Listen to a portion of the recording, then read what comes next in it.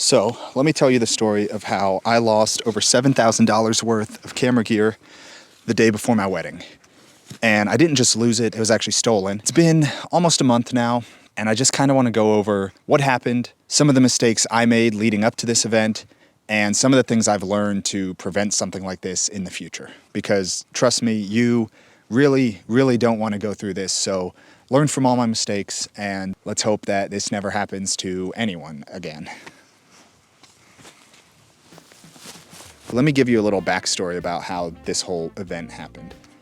So me and Amanda bought a vintage trailer in June, and we've been working pretty much full-time on renovating that. My initial plan was to finish that trailer and propose to her on our first trailer trip, but it's taken a lot longer than expected. We're just now finishing up in November. And so I didn't want to wait to do the proposal, so we planned a short trip, a backpacking trip, just up to a lake in the mountains out in Nevada, and that's where I proposed. That was at the end of August.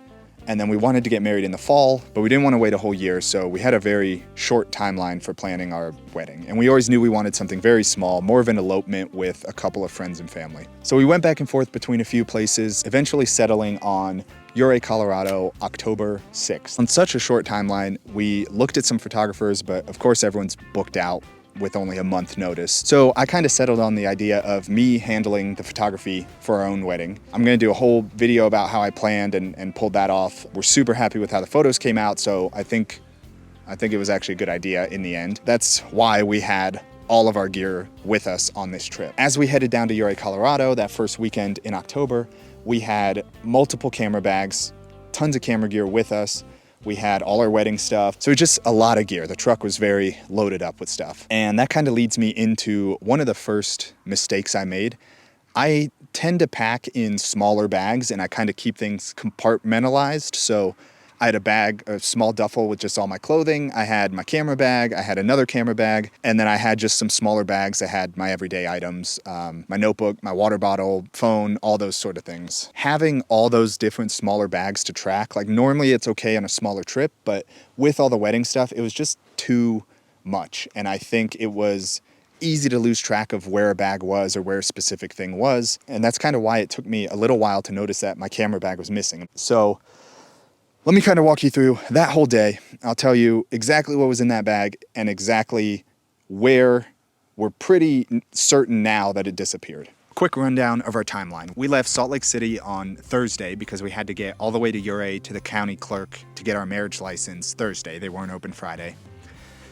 Made it all the way out there, got the license. We spent Thursday scouting up in the mountains where we were gonna have the ceremony and do photos and that sort of thing. We spent all Thursday afternoon doing that.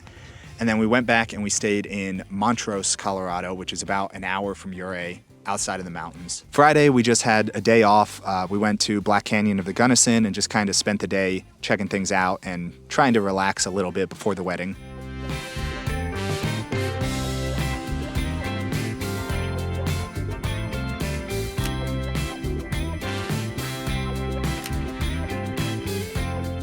Saturday is when everything happened. Saturday morning, I packed up the camera bag that eventually went missing, and I thought I might be able to film parts of a YouTube video that day, so I had my Sony a7 IV, I had my 24mm f1.4 Sony lens in there. That lens had a variable ND filter on it. I had my first set of these Rode wireless microphones in there, and then like a cage and some other accessory stuff, some Sony batteries. I also had my entire Fuji X100 kit in there. Luckily, I had the camera out of that bag, just on my shoulder and with me in the truck all day. So I still have the camera, which I feel very lucky for because that camera is so hard to get right now. But all the accessories, I had both lenses for that camera, the conversion lenses. I had a Profoto A2 flash in there, and then again, accessories, all my extra Fuji batteries were in there, and that's all gone. So total, the replacement cost to replace all that gear is right at $7,300. It's hard to describe what exactly happened, but packed everything in that small bag. We loaded up the truck, packed everything into the truck. I went out to Ouray, did our stuff for the day, drove up into the mountains to a few overlooks. We got Amanda's flowers, Pretty slow, casual day. And then we went back to Montrose to a different hotel for that night. And that night we were meeting up with our two friends, the one that was helping with photography and a friend of ours that was officiating the wedding for us. And then Amanda's dad was also getting into town that night, and my parents were getting into town the next morning. So the girls showed up, we greeted them. They were in a different room helping Amanda kind of get stuff ready with her dress, and that's when I started to go over photo gear to get prepped for the wedding the next day, and I noticed this bag was gone. Initially, I think we were so caught up in all the wedding stuff, and it's very hard to kind of remember our day and think about what might have happened to that bag. But you know, it's been almost a month now, and even just the days after the wedding, once we kind of calmed down and could think through everything, we really narrowed it down to one incident. So that Saturday was very frantic. I was calling around, calling a lot of places we had visited, seeing if anyone had turned in a bag. And by Saturday night, I even ended up back at the first hotel that we stayed at Friday night. And they let me look at their security footage. They let me check in the housekeeping rooms just in case it accidentally got put in there. But after looking at the security footage, I saw that Saturday morning, I definitely packed it into the truck. And so it was in the truck all day. And then really the only option that is possible that's left to us is that it fell out of the truck when we were unpacking at the hotel Saturday evening. I guess it was sitting in the hotel parking lot for a bit, and by the time we went out to greet the girls, it was no longer there. And that was maybe half an hour after we brought everything into the hotel. So not long, but I guess somebody found it in the hotel parking lot and decided to keep it. The camera bag is full of my contact info. It had business cards. My camera was labeled with my name and phone number on the bottom, and it's been a month now and no contact. So whoever found it decided that it was theirs. And yeah, I mean, I guess I'm very grateful. I almost put the wedding rings in with my Sony batteries that would have ended up in that bag and gone. So I'm grateful that Amanda has the same camera. I can keep working. I can keep shooting YouTube videos. Most of my really expensive lenses were in my other camera bag, my 70-200, my 50. The only thing that had in it was the 24mm, which I really like for shooting YouTube videos. That's gone. And then the Fuji stuff, like, that's a real bummer because I had just bought all that stuff. It was all pretty new. You can see everything that was in that kit in this video. Plus, I've added the Fuji wide angle adapter to the kit in this video. So all of that is gone. So yeah, I mean, it could have been a lot better, but it could have been a lot worse. So I am pretty grateful that I can at least continue to work and slowly recover from this loss. That kind of wraps up the whole timeline and mistake number one, packing everything in too many bags that I just lost track of everything. But again, you know, it is what it is. We were just distracted and yeah, this happened. So the next major mistake I made is just complacency. I've been a photographer for almost 20 years now and never lost camera gear, never dropped or broken any camera gear. And I think over the years, because it hadn't happened, I thought, oh, something like that will never happen to me. I remember before the trip, I even got an alert on my phone that AirTag batteries were getting low, and I meant to replace them, but it just wasn't a priority to me because, again, I don't lose track of my camera bags. I always know where they are. That sort of laziness and complacency really just kind of crept up and led to something like this. And, you know, I can tell you for sure the rest of my life, I will never forget to change my AirTag batteries. And then my last mistake was trusting my insurance more than I should have. I'm glad I didn't know too much about it when it first happened because losing the bag sucked, but we were able to shoot the wedding the way we wanted.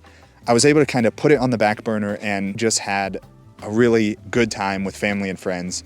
We love how the photos came out. We love the whole event. There's really nothing we would have changed. But then once I was trying to figure everything out, as I looked into my insurance, I felt less and less hopeful that they had my back. And I just got an email a couple days ago that that claim was denied. And so this $7,200 loss is all on me. I'll admit, yeah, maybe I made a mistake. I dropped a bag out of the truck and I lost track of something.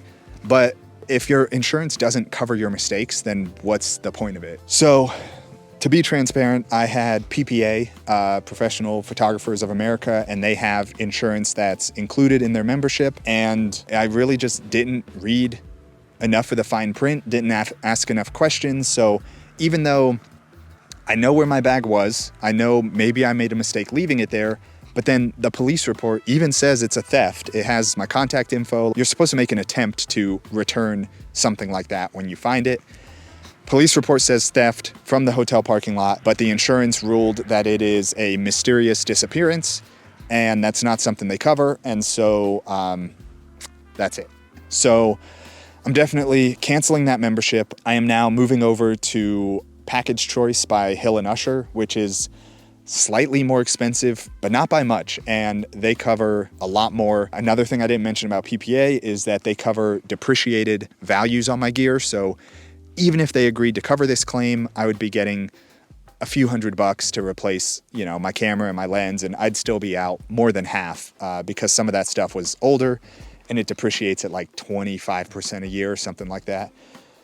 So this new insurance, better coverage, and they cover replacement cost. So even if a camera is discontinued and I have to replace it with a newer, more expensive model, they will cover me for that. So I know this video is kind of a bummer. Let's cut away to some of the wedding photos, show you that we actually had a really good time, and then I'll tell you some of the lessons I've learned and some of the stuff I'm gonna do differently to prevent this from happening in the future.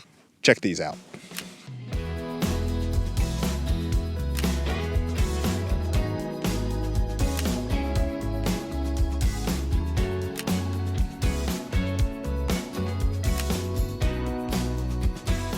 Let's get into some of the lessons I've learned and some of the changes I'm going to be making.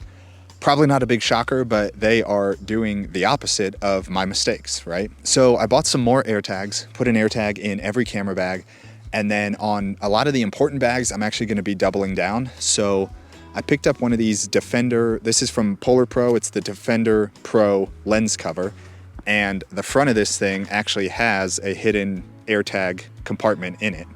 AirTags are not designed to be anti-theft. Once they're away from you for 15 minutes, if they're following someone else, they're gonna alert that person that there's an AirTag on them. It's an anti-stalker system. But having one in a bag might be able to buy you some time. If you notice your bag is moving away from you, you can call the police. Having more than one AirTag in a bag, if someone is intent on keeping your bag, they might see that they're being tracked, search through your bag, find the AirTag and throw it out, but they might not find the one that's in this lens cover. So some of those I'm gonna double down on. And like I said, it really just buys you a little extra time. Maybe they don't have their phone on them, and so they're not alerted that the bag they stole from you has AirTags. That's one of the main things. Keep up to date with all my AirTag batteries, and then I really am just gonna kind of have them everywhere and, name them for different bags so I know what's what, and really can just open up the app on my phone and get an overview of where all my stuff is. Super easy to check. And if we're in a scenario like the wedding where we have a lot of stuff, once I bring everything into the room, just double check, make sure all my bags are right there in the room with me. And then a couple more things I want to mention that are just related to keeping track of everything. So whenever you do a major location change, move to a new hotel, or move out of the hotel and put everything in the truck, it's a good idea to really just take inventory of everything and make sure you have all your bags with you, something I wish I had done. And then in line with that, try to consolidate all of your smaller bags into something bigger, big tote bags, big duffel bags. It's a lot easier to track 2 giant duffel bags that are full of smaller bags inside than trying to track 5 or 6 different small bags that are floating around your truck, falling down behind the seat. And then Amanda has always had this good habit, and she's really gotten me to do it. Every time that we get in the truck and we are leaving from an area, we do what she calls a scan. And typically we'll look around the truck before we get in, and then as we drive away, we check the rear view, we check where we just drove from, and we've actually caught stuff that we've left behind doing that. So that's always a good idea. Do scans whenever you leave an area. For an insurance claim, you need lists of your gear, serial numbers, receipts, all that stuff. And, I have all that stuff scattered around everywhere, but now I'm starting to build out a document that really tracks my entire inventory of camera gear, has the receipt right there, has the serial number, so that when I need to gather all this information together, it's all in one place and it's super easy to find all that. So that's something I didn't have before that I will have moving into the future. And then when it comes to insurance, really read the fine print, ask them tons of questions, trust nothing. Assume that they're not going to cover you and go from there, and kind of ask them those questions to build up that trust, because you know, I'm careful with my gear, but I always kind of thought like, oh, it's insured. Like if something happens, bad weather, if I'm caught out shooting in bad weather, if, you know, something gets stolen, something gets lost, like my gear is covered, and it wasn't covered. And now I'm kind of hung out to dry. And that's really an important lesson for me moving forward. I'm definitely going to be finding a provider that covers everything, because I try not to make mistakes, but they do happen. And, you know, a small mistake here, just dropping that bag and 20 minutes later going to find it, it's gone. Like, it just has huge consequences. So that's pretty much it for this video. Like I said, no, it's kind of a bummer, but my next video is going to be how I shot those photos of the wedding, how I planned, scouted, all the things that go into planning out those photos. Hopefully that one will be a little bit more upbeat and happy. And yeah, I'll see you in that video. Thanks for watching.